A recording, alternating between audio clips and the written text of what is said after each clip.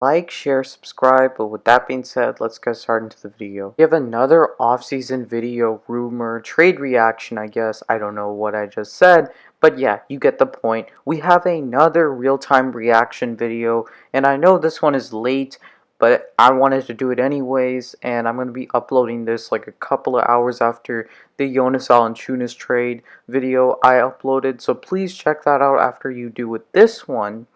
But with that being said, let's get into the video. Okay, so Adrian Wojnarowski tweeted before about the Jonas Valanciunas trade, talking about Detroit on the NBA draft and what they will do with the #1 overall pick. And he says Detroit's internal meetings are still revolving around three players for the #1 pick on Thursday night: Cade Cunningham, Jalen Green, and Evan Mobley. Sources tell ESPN Detroit isn't fully there yet on committing to Cade Cunningham with their first overall pick. Okay, so as we know, the Detroit Pistons are fully not committed as you would expect, or as other teams would be if they had the #1 overall pick.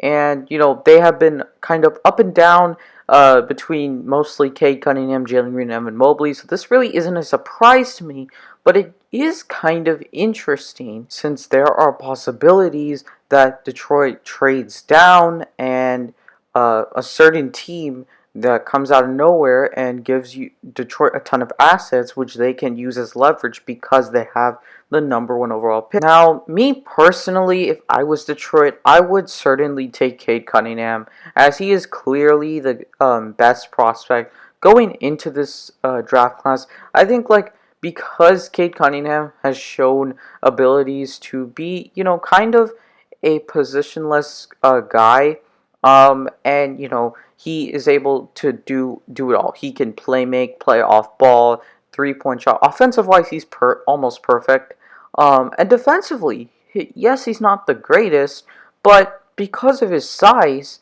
he still makes up for his lack of defensive IQ because he's such a big point guard. And so he kind of reminds. Now, I don't want to say he's compared to Luka Doncic, but I think right now I would compare him to a poor man's Luka Doncic, and that's still a very good player. And honestly, at his ceiling, he could be a little close to Luka Doncic. I don't think he's going to be quite there because Luka is such a great player, but I think he'll be maybe still a top 10 player in this league. I think top 5 even is probably his ceiling. Probably. And so that's why I personally would take Cade Cunningham. But obviously when you look at Jalen Green and Mobley, Jalen Green is your typical scoring guard, kind of like a Zach LaVine, Colin Sexton, can score at very high levels, which is still very valuable in today's league.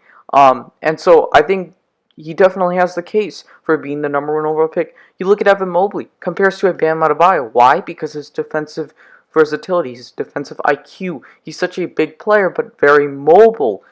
He can do it all defensively. Like I said, offensively, he's a little limited, especially when coming to a 3-point shot. But his ball handling for a big man is actually pretty good. So he definitely has a case. So when you look at all these prospects, they do have cases. But if I'm Detroit right now, I'm taking Cade Cunningham no hesitation because Cade Cunningham is that much better than Jalen Green and Evan Mobley. Because with Jalen Green and Evan Mobley, you're probably getting like Zach LaVine's or Bam Adebayo's, right? But those are top 10 to 20-ish players. Cade Cunningham has the potential to be a top 5 player, like top 5 to 10 player. That is way better than 10 to 20s. Now again, I could see Jalen Green and Evan Mobley being better because we never know with this draft class. But looking at the prospect right now, I would definitely go with Cade Cunningham, especially because Cade Cunningham himself, when he was Detroit, I believe it was Tigers or Lions, I don't know what it is, but he went to a game in Detroit and he loved the fans. The fans even were chanting, "We want Cade." Again, don't base off of who you draft based on what the fans want, but again, it's still something to look at. Definitely, he even said that he only has had a meeting with Detroit, I believe, because he's that confident that Detroit's going to draft him with the #1 pick. I just think it's perfect for Detroit to just draft him. That's why personally I would go with him, which is why if I'm the Houston Rockets, and as a Houston Rockets fan, I'm calling Detroit. and give as much assets as I can. Not too much, not like all our picks. That'd be so dumb. Don't do that, because then you'll be stuck with Cade Cunningham and zero future assets, so that would be very dumb.